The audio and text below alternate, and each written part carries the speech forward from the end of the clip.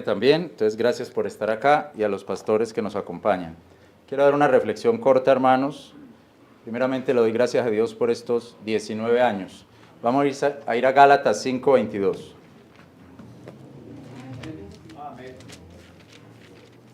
Gálatas, la carta a los Gálatas, capítulo 5, verso 22.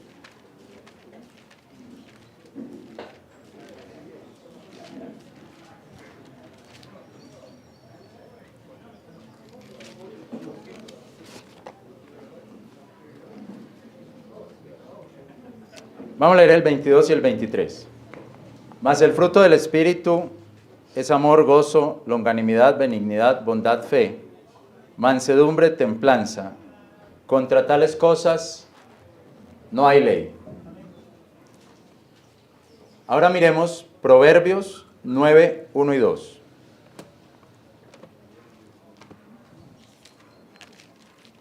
Proverbios 9, 1 y 2. Amén. La sabiduría edificó su casa, labró sus 7 columnas, mató a su víctima, templó su vino y puso su mesa. Hermano Rigoberto, ¿puede por favor orar? Amado Dios y Padre Celestial, te damos gracias, Señor, por esta oportunidad, Señor, de poder escuchar tu palabra, palabra viva y eficaz, y que hoy nos habla directamente, Señor. Que esta palabra hoy, Señor, nos enseñe, nos corrija, nos reprenda.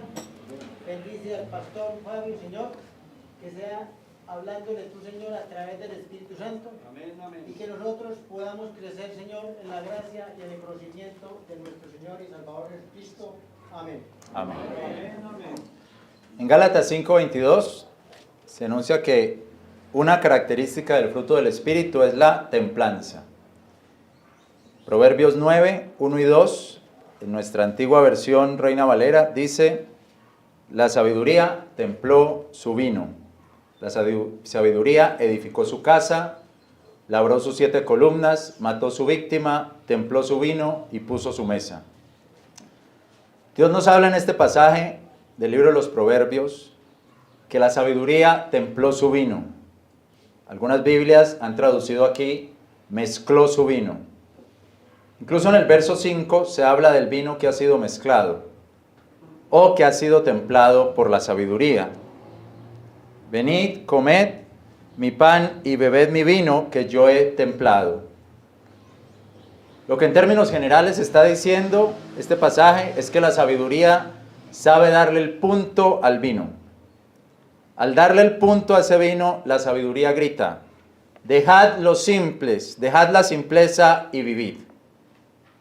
El asunto aquí es que la sabiduría fue capaz de poner esa comida en su punto, ese vino en su punto. Ni muy amargo, ni muy dulce, ni muy oscuro, ni muy claro, ni muy suave, ni muy fuerte, en su punto. Templar quiere decir, lo puso en su temperancia, en su temperatura ideal, en su templanza. En el libro Las glorias nacionales de España se cuenta de Quinto Sertorio, un político romano que pasó por la península, llegó a la isla de Cádiz y halló allí a unos marineros que venían de las Islas Canarias y de otras islas de Portugal, y que en aquel tiempo, el 80 a.C., se llamaban las Islas Afortunadas, que quiere decir las Islas Bienaventuradas, y así lo dice el texto, por su mucha templanza y abundancia de todas las cosas. Así que aún pensaron muchos de los gentiles en su falsa religión que esas islas eran los campos elíseos, donde las ánimas de los buenos iban a gozar en su inmortalidad, deleites inestimables. Como les dije, esto lo dice el libro Las glorias nacionales de España, una historia de España. Los campos elíseos eran en la mitología el lugar del paraíso, un espacio con el clima adecuado, el lugar donde llevaban a los grandes héroes para hacerlos inmortales, el paraje ideal, verde, florido y templado, con el dulce canto de los pájaros. Dice así este pasaje de las glorias de España: eran las islas afortunadas por su mucha templanza. Así entonces, mis hermanos, la templanza se usa en este pasaje de los Proverbios y en este pasaje de las glorias nacionales de España para indicar el equilibrio. La templanza es el equilibrio. La templanza se toma como la buena disposición, la buena constitución del aire, el buen clima de algún país. Y mirando a los Gálatas, es el equilibrio en la persona, el equilibrio en las emociones de la persona. Una característica del fruto del Espíritu es la templanza. El fruto del Espíritu es amor, gozo, paz, paciencia, benignidad, longanimidad, bondad, templanza. Fe y templanza. La templanza es la virtud que modera los apetitos, que modera el uso excesivo de los sentidos y que los sujeta a la razón. Así para la salud del cuerpo, para sus funciones, como para las operaciones del alma. Ayer, el viernes y ayer, estuvimos en Valparaíso visitando al hermano Dubier, Valparaíso, Antioquia. Valparaíso, que significa el Valle del Paraíso. Un lugar verde, con una buena brisa, de bonitos paisajes, de equilibrio térmico, buena temperatura. Así debería ser la templanza del cuerpo o de las emociones del cuerpo. Por ejemplo, que la ira no nos haga hablar de más, que la desilusión no acabe nuestros proyectos, que la amargura no destruya nuestros planes.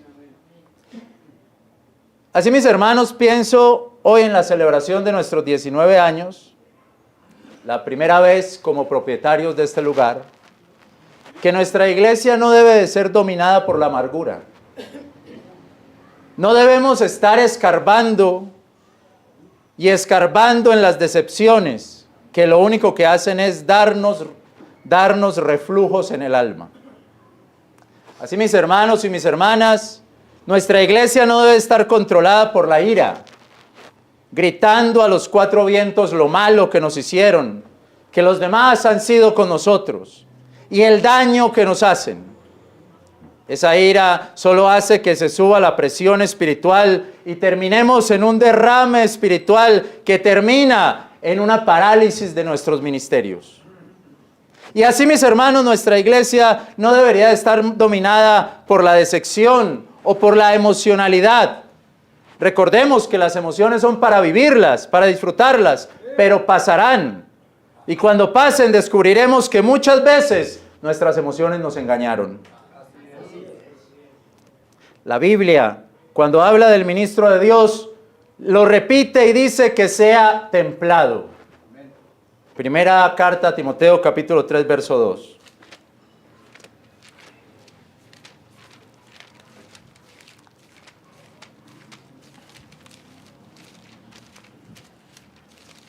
Primera carta a Timoteo 3, 2 dice: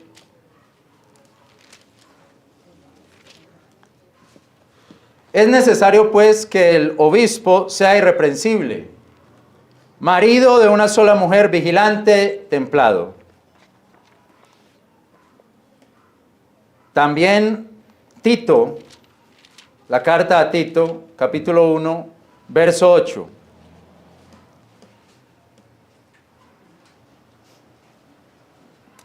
Más hospedador, amador de los hombres buenos, prudente, justo, santo, templado.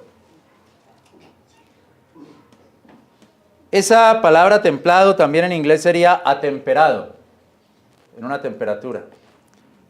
Y algunas Biblias lo han traducido cuidando de sí mismo.